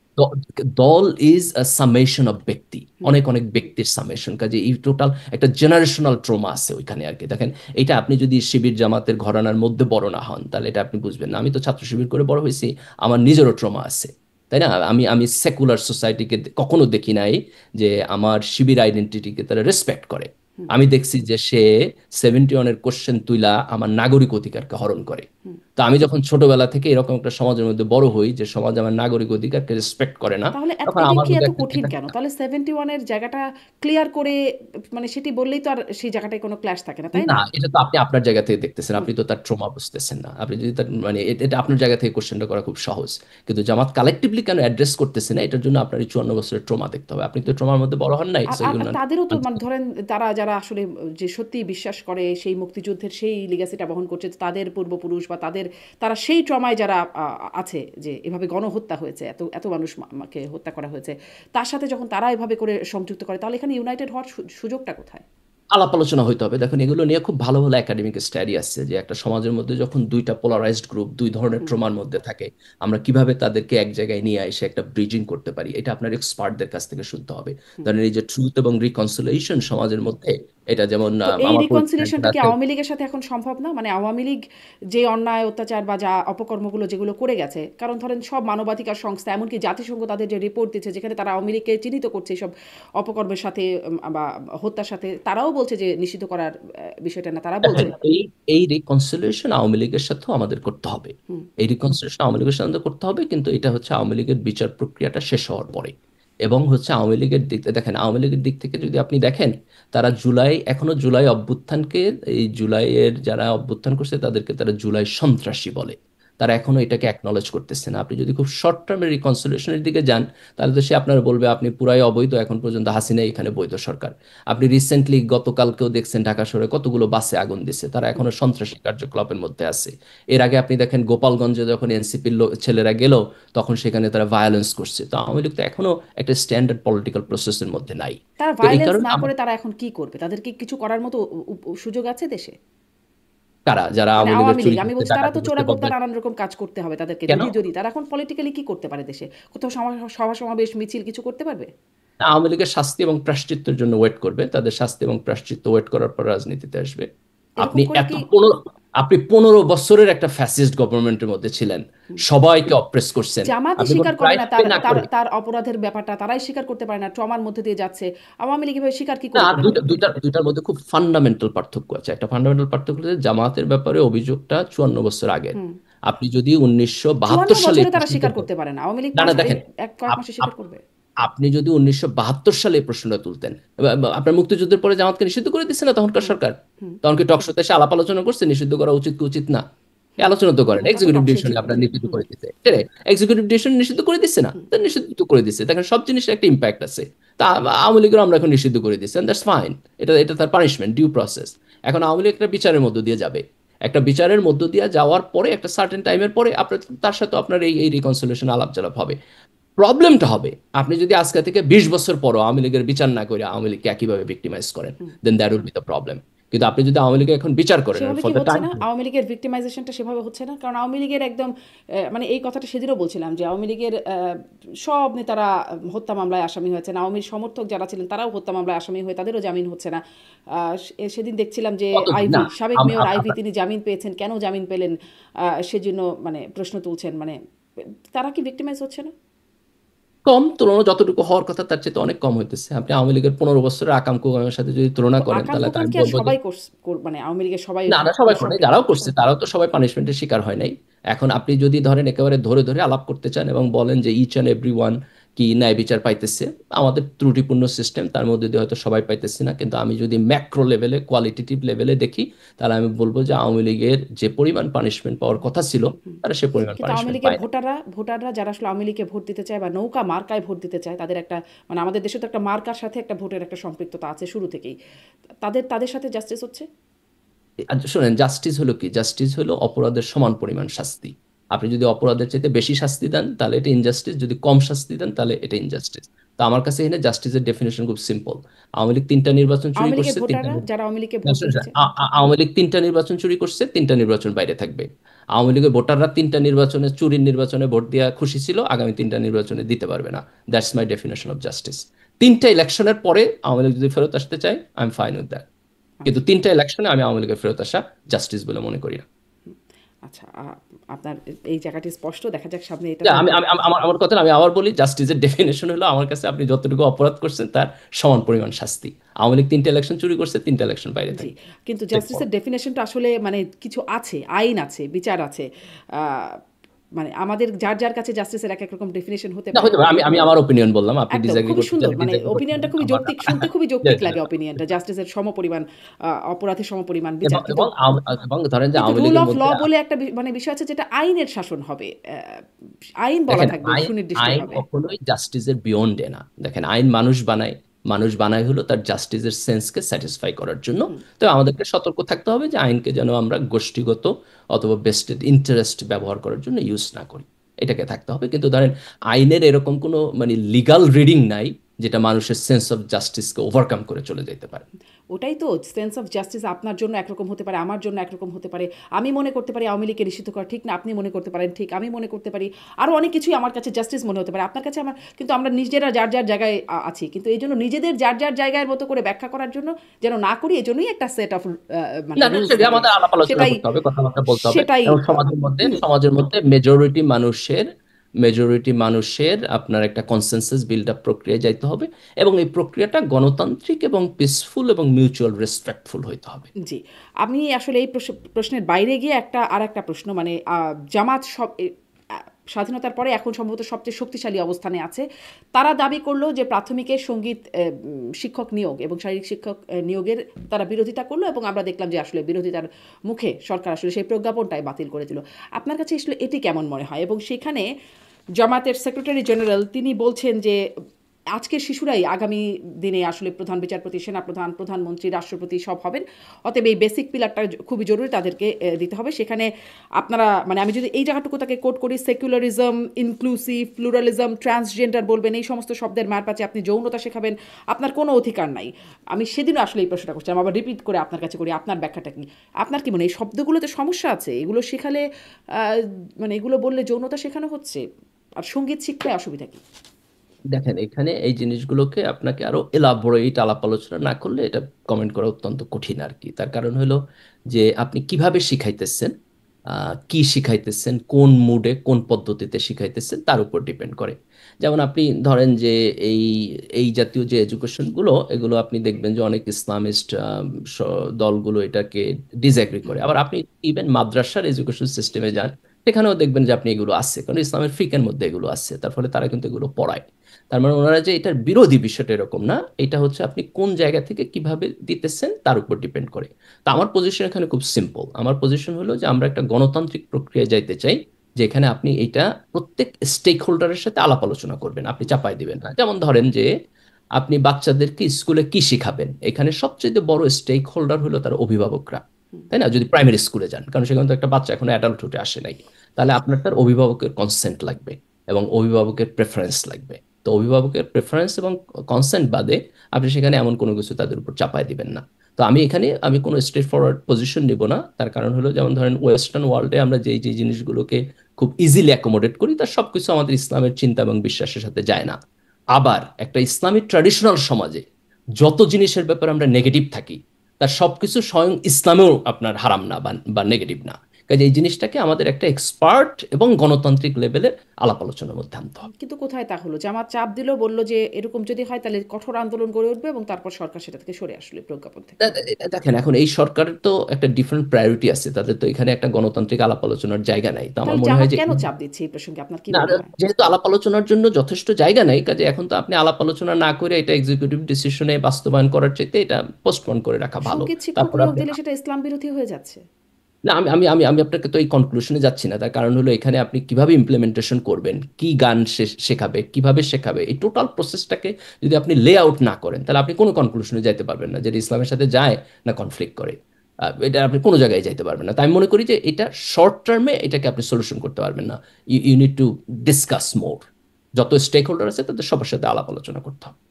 এই মানে এটার জন্য তো আসলে একটা, যারা শিক্ষা নিয়ে কাজ করেন তারা কাজ করবেন, এটা আসলে পলিটিক্যাল পার্টিরা কি স্টেক হোল্ডার কি মানে কি দেখেন আলোচনা করবে? পলিটিক্যাল পার্টিরা তো একটা পলিসি লেভেলের কথা, তো পলিটিক্যাল পার্টিরা তো এক্সিকিউটিভ, তার দায়িত্বটা হচ্ছে আপনার পলিসি লেভেলের। কাজেই তারা তো যেহেতু দেশ পরিচালনা করে, রাষ্ট্র পরিচালনা করে, সেখানে তার সে থাকবে। কিন্তু এখানে যত স্টেক হোল্ডার আছে, বিশেষ করে আপনি অভিভাবকদের প্রেফারেন্স আপনার এখানে নিতে হবে, যারা শিক্ষাবিদ আছে তাদের প্রেফারেন্স নিতে হবে, রাজনৈতিক দলের সাথে আলাপ আলোচনা করতে হবে। কাজে আমার কথা হলো একটা একটা সুস্থ এবং সুষ্ঠু আলাপ আলোচনার মধ্য এখন দিয়ে যে আপনি বলছেন বাস্তবায়ন আপনারা যে নৈতিক, মানে জামাত বলছে নৈতিকতা শিক্ষক নিয়োগ দিতে হবে, এখন নৈতিকতা কি সেটা নিয়েও তো তাহলে অভিভাবকদের সাথে কথা বলতে হবে। নৈতিকতা যেই ডেফিনেটলি, বিষয়ে আপনি নৈতিক, হ্যাঁ। আমি মনে করি আপনি যদি ইসলামী শিক্ষা ধরেন, যে জামাত একটা ইসলামিক পার্টি, তো জামাত তো চাইবে সেখানে হচ্ছে ইসলামী নৈতিক এডুকেশন সিস্টেম থাকুক আর কি, তাই না? সেটা অভিভাবকদের সাথে আলাপ করতে হবে, আপনি অভিভাবকের সাথে আলাপ না করে দিতে পারবেন না। তাহলে অন্য সেম আরো সেম অন্যান্য রুল ধর্মের শিক্ষার্থীরা এক্স্যাক্টলি। আছে। এবং এবং দেখেন যে সেখানে আপনার আরেকটা রুল রাখতে হবে, সেটা হলো যত যত আপনি যদি মানে অপশন দিয়ে অ্যাকোমোডেট করতে পারেন, তাহলে আপনি বাধ্যতামূলক চাপাই দিবেন না। যেখানে আপনার মানে আমরা যতক্ষণ পর্যন্ত মানুষের অপশনকে অ্যাকোমোডেট করতে পারবো, ততক্ষণ পর্যন্ত তার অপশনকে অ্যাকোমোডেট করার প্রসেসেই আমার প্রথমে যাইতে হবে। তারপর আপনি বাধ্যবাধকতা যাবেন, বাধ্যবাধকতা না দিতে পারলে আপনি বাধ্যবাধকতা দিবেন না। আপনি দ্যাট বলছেন শুড। মাদ্রাসায় ওগুলো শেখানো হয়, মানে কি এই বিষয়গুলো সম্পর্কে একটু স্পষ্ট মানে যেই শব্দগুলোর কথা উনি বিশেষ করে মানে একদম উল্লেখ করছেন, কোট করলাম একটু আগে, সেকুলারিজম, ইনক্লুসিভ, প্লুরালিজম, ট্রান্সজেন্ডার, এগুলো মাদ্রাসাতেও এগুলো বিষয়ে না, পড়ানো আমি হয়? এই শব্দগুলোর ব্যাপারে বলতেছি না। আমি বলতেছি যে আপনি নারী পুরুষের ইন্টারাকশনের সাথে রিলেটেড যে জিনিসগুলো আমরা সাধারণত বলি, যে আপনার বয়ঃসন্ধিকালে আসলে পরে বা অন্যান্য সময় আমাদের এডুকেশন সিস্টেমে আসা দরকার, যেটা ধরেন যে ওয়েস্টে একটু ডিফারেন্ট ওয়েতে আসছে। আমি বলতে চাইতেছি যে এটার একটা ইসলামিক ভার্সন ইসলামিক দুনিয়াতেও আছে। তো আপনি সেটাকে ধরেন যে কিভাবে আরো বেটার ওয়েতে আনা যায়, সেটা আলাপ আলোচনার মধ্য দিয়ে গেলে আমরা এটাকে জি, ওইখানে আপনি এখানে বারবার আলাপ আলোচনার উপরে কিন্তু জোর দিচ্ছেন। কিন্তু দেখেন এখানে আপনাকে আমি আলাপ আলোচনার উপর জোর দিতেছি। আমি দুইটা প্রিন্সিপাল এখানে বলবো। একটা প্রিন্সিপাল হলো যে মুসলিম মেজরিটি কান্ট্রি একটা ডিফারেন্ট মোরাল ভ্যালুজ আছে, এটা আপনি অন্যদের সাথে মিলবে না, ওয়েস্টের সাথে মিলবে না। ভিন্ন ভিন্ন সমাজের ভিন্ন ভিন্ন পার্সপেক্টিভ থাকে। তো আপনি যখন আমাদের দেশে পলিটিক্যাল সিস্টেম ডেভেলপ করবেন, তখন আমাদের মোরাল ভ্যালুজের উপরই হবে। কাজে এটাকে আপনি আরেক জায়গা থেকে ইম্পোর্ট করার কোনো প্রয়োজন নাই। That's point number one. Point number two হলো যে গণতান্ত্রিক প্রক্রিয়ার একটা ফান্ডামেন্টাল হলো যে আমি আমার থট আমি আমার মন চাইছে বলে আমি আপনার উপর চাপাই দিব না। আমি এটা আলাপ আলোচনা করে সংখ্যাগরিষ্ঠ মানুষের কনসেন্ট নিয়ে তাদেরকে অ্যাকোমোডেট করে তারপর আমি এখানে করব। সো এই প্রসেসটা আমাদেরকে ফলো করতে হবে। তো আমরা যদি এই দুইটা জায়গায় তা এগ্রি করি, আপনারা মানে জামাত কি চাপাই দিল না, মানে সঙ্গীত শিক্ষার একটা সেক্টর তৈরি হচ্ছিল, শিক্ষক নিয়োগ দেওয়ার প্রক্রিয়া ছিল, না জামাত চাপায় দেয় না এসে বললো জামাত এটা একটা, হবে না এবং হলো না। না দেখেন জামাত তো হবে বইলা চাপায় দেয় নাই, তারা বলছে যে এটা এখন বন্ধ রাখেন, আলাপ ইসলাম আলোচনা করে বিরোধী, পরে দেখেন। ইসলাম বিরোধী ইসলাম বলছে। বিরোধী। তারা ইসলাম বিরোধী বলে মনে করছে, এখন তার মনে করাটা ইসলাম বিরোধী কিনা এটা তো আলাপ আলোচনা না। যেমন ধরেন আপনি যদি আমাকে বলেন যে এটা ইসলাম বিরোধী কিনা, আমি আপনি উত্তর দিতে পারবো না। কেন উত্তর দিতে পারবো না? আমি এটা ডিটেল জানি না। আপনি এখানে কিভাবে নিয়োগ দিবেন, কি গান শেখাবে, কিভাবে শেখাবে, কয়টা ক্লাস হবে, ক্লাস ঠিক আছে কিনা, অভিভাবকদের সেখানে আপনার সাবস্ক্রাইব করার অপশন থাকবে কিনা, এই ডিটেলসগুলো আমি না জানলে তো আমি বলতে পারবো না। তো আমি আমি ব্লাইন্ডলি এটা হও বলবো না, নাও বলবো না, আমি বলবো আগে আমার সাথে আলাপ করেন। আচ্ছা, আচ্ছা। আর এই এই বিষয়গুলো কি শেখানো উচিত? সেকুলারিজম, ইনক্লুসিভনেস, প্লুরালিজম, ট্রান্সজেন্ডার, এই বিষয়গুলো সম্পর্কে ধারণা দিলে কি শুধু সমস্যা আছে? এটাও আপনাকে ব্যাখ্যা করতে হবে আপনি সেকুলারিজম বলতে কি বুঝেন। আপনাকে ব্যাখ্যা করতে হবে যে ধরেন যে আপনি ট্রান্সজেন্ডার কোন ক্লাসে কি লেগা শিখাইবেন, আপনার আপনার এখানে টার্গেটটা কি। তো আপনি যদি আমাকে প্রত্যেকটা শব্দ ধরে ধরে ফিলসফি এবং তার ইমপ্লিমেন্টেশন প্রসিডিউর না বলেন, তাহলে আমি তো ইয়েস নো কিছুই বলতে পারবো না। এগুলো শিখিয়ে নাকি সমাজে অপরাধ বাড়ছে, মানে ওই সেমিনারটা আপনি দেখেছেন কিনা আমি জানি না, না আমি ইসলামিক। আমি আমি আমি আমি আমি- আমি দেখি না, কিন্তু ধরেন কিছু কিছু জিনিসের কনোটেশন আছে আমাদের সমাজে যেটা নেগেটিভলি দেখা হয়, এবং এটা এটা রাইট। ইসলামিক ইসলামিক ভ্যালুজ অনেক ওয়েস্টার্ন ভ্যালুজের সাথে কন্ট্রাডিক্ট করে। এখন আপনি যেই জিনিসগুলোর, এবং এবং এবং খুব ইন্টারেস্টিং জিনিস ধরেন যে এগুলো ওয়েস্টের মধ্যেও কনফ্লিক্ট করে, মানে ওয়েস্টের মধ্যেও যে এটা সবাই অ্যাগ্রি করে বিষয়ের মধ্যে এরকম না। আপনি তো আমেরিকাতে রিসেন্ট ডেভেলপমেন্ট অন্যান্য জিনিস দেখতে পান। আপনি যদি ডেমোক্র্যাট এবং রিপাবলিকান দুইটা পার্টির মধ্যে দেখেন, মোরাল ভ্যালুজের ক্ষেত্রে তাদের একজনের সাথে আরেকজনের হিউজ ডিসএগ্রিমেন্ট আছে, তাই না? তো ওয়েস্টের সমাজের মধ্যেও এই ডিসএগ্রিমেন্ট আছে, আমাদের সমাজের সাথেও ওয়েস্টের অনেকখানি পার্থক্য আছে। তো সেই জায়গায় আপনি ওয়েস্টের কোনো মোরাল ভ্যালুসকে রাইট মনে কইরা সেটাকে আমাদের সমাজের উপর চাপায় দেওয়ার কিছু নাই। কিন্তু আমাদের সমাজের মধ্যে যে জিনিসগুলোকে আমরা মনে করব যে প্রয়োজন, অথবা মনে করব যে এখন যেটা আছে সেটা ঠিক নাই, সেটার একটা গণতান্ত্রিক গণপরিসরের মধ্যে আমাদেরকে ডিটেলস আলাপ আলোচনার মধ্যে যাইতে জি, হবে। আলাপ আলোচনা আলাপ করতে হবে। আলোচনার মধ্যে নাই না এটাকে বলাটাও প্রবলেমেটিক, না বলাটাও প্রবলেমেটিক। জি, আপনি মানে মাদ্রাসা শিক্ষার কথা বলছিলেন, সেখানে তো আসলে এগুলো মানে আমি ওই সেমিনারটার কথা বিশেষ করে দেখছিলাম, যেখানে সঙ্গীত শিক্ষা এবং শারীরিক শিক্ষার বিরোধিতা করে বক্তারা কথা বলছিলেন। তখন বলছিলেন যে এইসবের মাধ্যমে অপরাধ বাড়ছে, নাচ গানের মাধ্যমে সমাজে অপরাধ বাড়ছেন। একজন ইসলামিক বক্তা তিনিও বলছিলেন বিষয়টি। আমি আপনাকে ওটা পাঠিয়েও দেবো, মানে পুরো বক্তব্যটা আমি খুব আচ্ছা, না, দেখেন মন এটাকে দিয়ে খুব শুনছিলাম। আমি আসলে এটা বুঝতে চাচ্ছিলাম যে ধরুন মাদ্রাসাগুলোতে তো এগুলো শেখানো হয় না, এই বিষয়গুলো, বা গান নাচের বিষয় থাকে না, এই বিষয়গুলো থাকে না, বা এই শব্দগুলো সম্পর্কে এগুলো নিয়ে হয়তো পড়ানো হয় না সেখানে। কিন্তু যদি ধরেন আমরা একটু সার্চ করি, গুগল সার্চ করলেও ধরেন এখনও যদি আপনি সার্চ করেন বলাৎকার শব্দটা লিখে, দেখবেন মানে বেশিরভাগ ঘটনাই আসবে মাদ্রাসা শিক্ষাকে কেন্দ্র করে। কি সমস্যা হয়ে যায় সেই শিক্ষায় যে ওখানে এই ধরনের ঘটনা বেশি না ঘটে? দেখেন, এটা এটা আপনার খুবই লিনিয়ার কনক্লুশন আপনি হতে পারে। করতেছেন। জি। না, না, এটা খুবই লিনিয়ার কনক্লুশন করতেছেন। যে আপনি যদি প্রশ্নটা তুলতে চান যে একটা শিক্ষা ব্যবস্থার মধ্যে মোরাল পার্সপেক্টিভ কতখানি থাকলে পরে তার রিফ্লেকশন ওই জনগোষ্ঠীর আচার আচরণ এবং তার ক্রাইম স্ট্যাটিস্টিক্সে রিফ্লেক্ট করবে, তাহলে এটা আপনাকে আরো সিরিয়াসলি তুলতে হবে। ধরেন মাদ্রাসা শিক্ষার ব্যাপারে এই এই লিনিয়ার জায়গাটা আমাদের খুব আলট্রা সেকুলার জায়গা থেকে তোলা হয়, আমি মনে করি এটা ফেয়ার না। আবার আপনি যদি বিপরীতে এটা দাবি করে কেউ যে মাদ্রাসা শিক্ষা ব্যবস্থা মানেই হলো এটার মধ্যে কোনো প্রবলেম নাই, এটাও আমি মনে করি ফেয়ার না। কিন্তু আপনি ধরেন যে মানে আমাদের লিনিয়ার ওয়েতে আঙুল তোলা বা এটা এটা না করাই ভালো আর কি। আমি মনে করি that's not the right way to see see না, দ্য আমি আসলে এটা বলছিলাম যে মানে শিক্ষায় কি কোথাও কোথাও কি কোনো সমস্যা আছে কিনা, আমি এই জন্য বলছিলাম যে ধরেন আমি আমি গুগল করি, যদি আমি করছিলাম আর কি, মানে আমি দেখার চেষ্টা করছিলাম যে সমস্যাটা কোথায় থাকে বা কি হয় সেখানে। এই যে ধরেন সমকালে বলাৎকার সম্পর্কিত যাবতীয় খবর একটা একটা সেগমেন্ট করে তারা বলছে, শিশুকে বলাৎকারের অভিযোগে শিক্ষক গ্রেপ্তার, এই খবরটা যদি খুলি তাহলে সেখানে দেখা যাচ্ছে যে ওই তো হিপস বিভাগের 8 বছর বয়সী শিশু একাধিক বলাৎকার অভিযোগ এক মাদ্রাসা শিক্ষকের। এটি ছিল প্রথম খবর। দ্বিতীয় খবর, শিশু ছাত্রকে বলাৎকার দায় মাদ্রাসা শিক্ষকের যাবজ্জীবন কারাদণ্ড। তৃতীয় খবর, 3 শিশুকে বলাৎকারের অভিযোগে মাদ্রাসা শিক্ষক গ্রেপ্তার।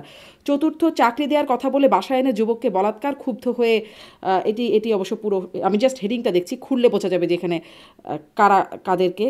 হোসেন আলী নামে আর এক যুবক আছে, এটি অন্য একটি, এটি মাদ্রাসা শিক্ষকের সাথে সম্পর্কিত না।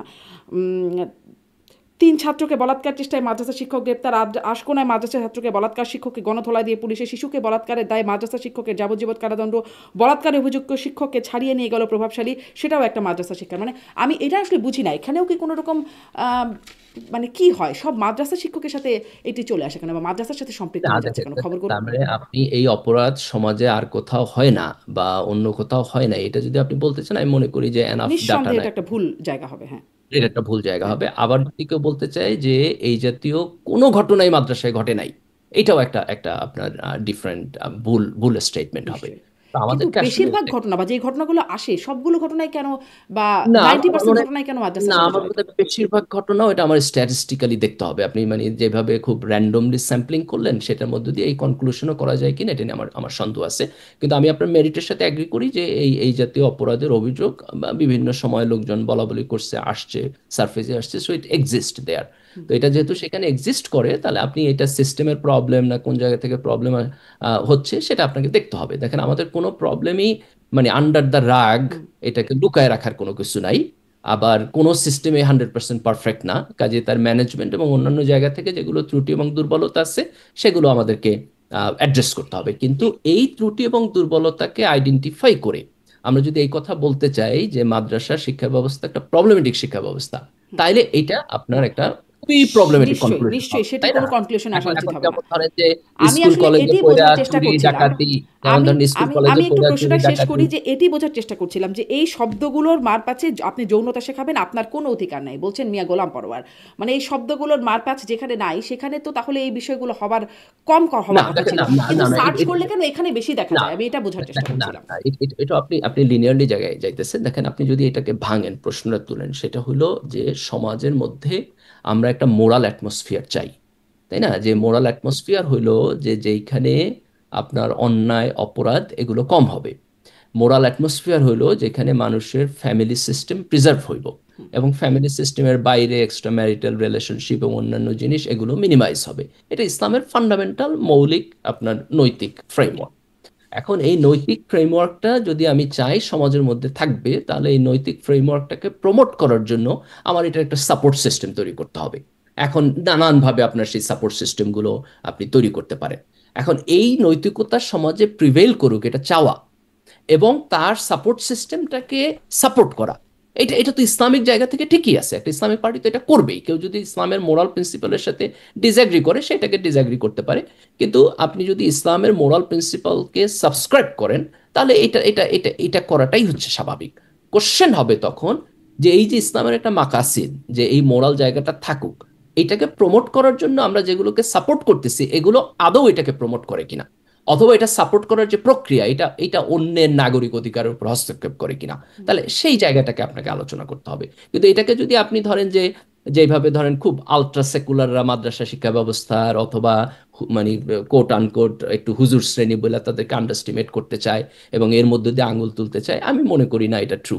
আপনি মানে একেবারে ফেয়ার অপশনে যদি আপনি দেখেন, মাদ্রাসা পড়া জনগোষ্ঠীরা অর্থনৈতিক কারণে, যেহেতু তারা সমাজের হুম, এলিট না, এই হুম, কারণে তাদের অন্যায় করার পরিমাণ এই সমাজে কম। জি, এই সমাজে যারা চুরি ডাকাতি বদমাইশি চুরি করে হাজার হাজার কোটি টাকা চুরি করতেছে, এগুলো সবই স্কুল কলেজ হুম, পড়ুয়া হচ্ছে আপনার উচ্চশিক্ষিত লোকেরা করতেছে, এলিট লোকেরা করতেছে। তো আমার বোধ হয় যে যেই ওয়েতে আপনি এটাকে একটু সেদিন, লিনিয়ারালাইজ জায়গা থেকে জি, প্রশ্ন সেদিন তুলতেছেন, আমি এটা একটা রাইট না। ফেসবুকের এটা দেখছিলাম যে আপনি যেভাবে মানে ভাগ করে বলছিলেন সেটি দেখছিলাম যে কার বক্তব্য সেটা ঠিক মনে করতে পারছি না, কিন্তু দেখছিলাম যে যারা হিন্দু, তারা হচ্ছে শুকর খান না, কিন্তু ঠিকই ঘুষটা খান। আবার যারা মুসলিম, যারা খুব মানে ধর্মীয় বিষয় নিয়ে বেড়ে উঠছেন, তারা হয়তো দুঃখিত, মানে উল্টা বললাম, হিন্দুরা গরু খান না কিন্তু ঘুষ খান।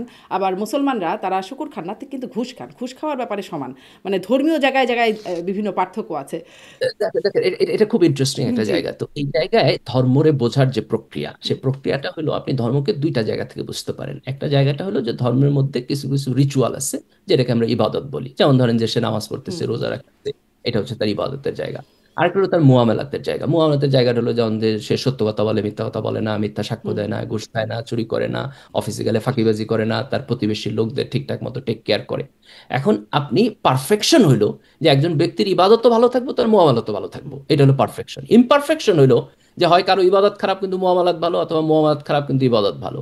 তো যখন একটা সোশ্যাল সিস্টেম খুব খারাপ থাকে, যেমন ধরেন যে একটা সোশ্যাল সিস্টেম চুরি ডাকাতি বদমাইশকে আপনার হলো এনকারেজ করে, তো ওই সমাজে আপনি বহু লোক পাইবেন যারা 5 ওয়াক্ত নামাজ পড়ে, লম্বা করে দাড়ি রাখে, সুন্দর করে জুব্বা পরে, কিন্তু তার লগে লগে ঘুষও খায়।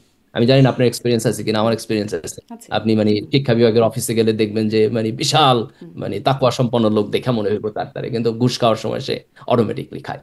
তো এই ডিকাপলটা একটা সমাজের মধ্যে হইতে পারে, যে একই সাথে সে ধর্মের রিচুয়াল পালন করতেছে কিন্তু ধর্মের এসেন্সে সে নাই। এখন এটাকে আপনি কিভাবে সমালোচনা করবেন? আপনি কি টোটাল ধর্মটাকে সমালোচনা